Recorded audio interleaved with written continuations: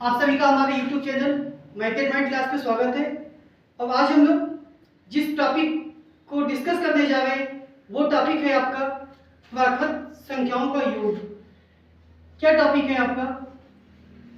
प्राकृत संख्या का योग।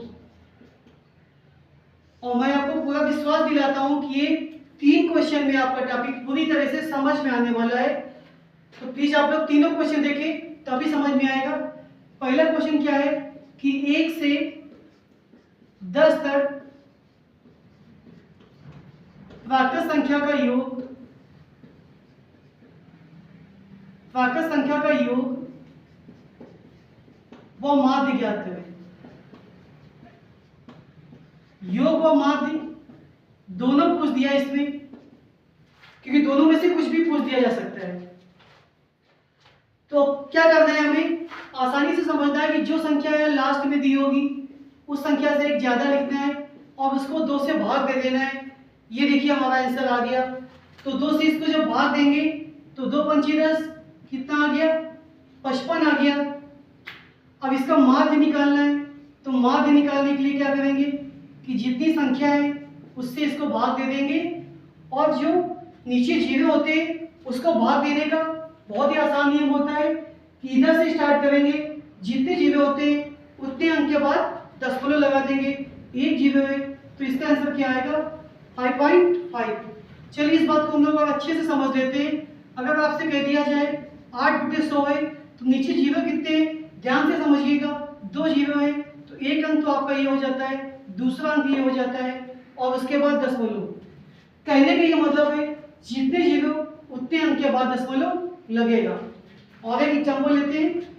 अगर ये लिखा है यहाँ पे 1 2 3 4 5 लगा दिए जाए यहाँ पे, तो जीरो की संख्या कितनी होगी? 5 हो गई। एक अंक आपका 7 हो गया, दूसरा हो गया, तीसरा हो गया, चौथा हो गया, पांचवा हो गया। इस तरह से आप लोग बच्चों को समझा सकते हैं। सभी गुरुजनों से ये निवेदन है कि इसको बच्चों तक पहुंचाएं, आसानी से बच्चे समझ जाएंगे। अगर यहाँ पे 1000 लिखा होता तो 3 अंक के बाद दशमलव, एक अंक आपका 9 हो जाता है, दूसरा हो गया, तीसरा हो गया। ऐसे समझना है हमें। दूसरा क्वेश्चन लेते हैं कि 1 से 50 तक, 1 से 50 तक क्या निकालना है? प्राकृत संख्या का योग। कैसे निकालेंगे? क्या बताया था? 50 लिखेंगे, उससे एक आगे 2 से भाग करना है। 50 का आधा सबको पता है क्या होता है? 25 होता है। और 25 को 51 से गुणा करेंगे, कितना आएगा? 1275 आएगा। प्लीज आप लोग कर ले इसको, इतना ही आंसर आने वाला है। माध्य की बात करें, माध्य पूछ देता तो 1275 जो लिखा हुआ है इसको 50 से भाग करेंगे, 5 से कट जाएगा तो ये आएगा आपका 255 आएगा। यहाँ पे एक अंक के बाद दशमलव लगाना है तो 25.5। 2 क्वेश्चन तो हमने बता दिए। हमने कहा था तीसरा क्वेश्चन देखे बिना मत जाइएगा। तो तीसरा क्वेश्चन 31 से 40 तक,